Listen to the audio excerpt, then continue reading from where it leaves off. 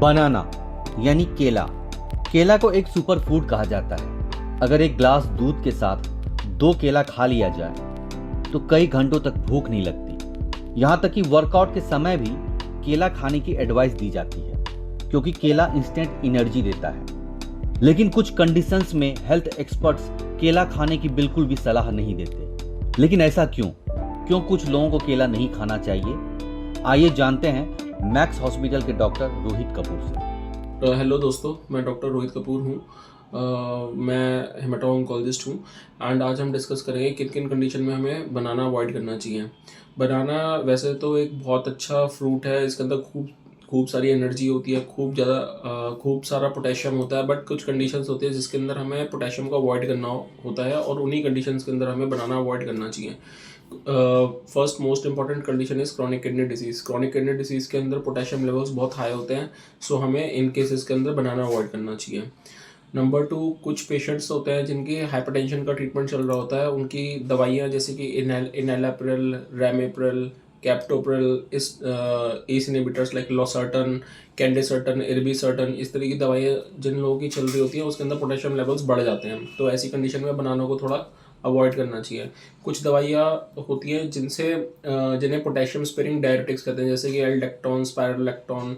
ये जो दवाइयाँ होती हैं इनके अंदर भी पोटेशियम लेवल्स बढ़ जाते हैं। तो ऐसी कंडीशंस के अंदर हमें पोटेशियम कंटेनिंग फ्रूट्स लाइक बनाना को अवॉइड करना चाहिए। कुछ पेशेंट्स जैसे कि kidney transplant patient, liver transplant patient, bone marrow transplant patient जिनका साइक्लोस्पोरिन, टैक्रोलिमस नाम की दवाई चल रही होती है, उनके अंदर भी हमें पोटेशियम अवॉइड करना चाहिए।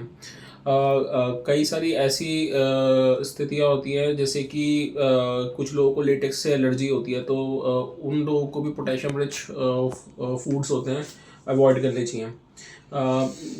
डायबिटिक पेशेंट्स जो होते हैं उनको भी बहुत ज़्यादा पोटेशियम इनटेक नहीं करना चाहिए। ऐसे जैसे कि बनाना और बनाना की तरह कुछ फ्रूट्स होते हैं जैसे कि सिट्रस फ्रूट्स जिनके अंदर पोटेशियम इंक्रीज्ड होता है, वो चीज़ें अवॉइड करनी चाहिए डायबिटिक्स में, क्योंकि थोड़ा some component of chronic kidney disease भी उनमें होता है। अगर हम आगे बढ़े, कुछ कंडीशंस होती हैं जैसे कि माइग्रेन। कुछ दवाइयाँ माइग्रेन में चलती है जिनका नाम होता है प्रोप्रानोल। उनके साथ हमें पोटेशियम लेवल्स हमें मॉनिटर करने पड़ते हैं और ऐसी कंडीशंस में बनाना अवॉइड करनी चाहिए जो कि पोटेशियम वाली दवाइयों के साथ थोड़ा सा उनका लिंकेज होता है।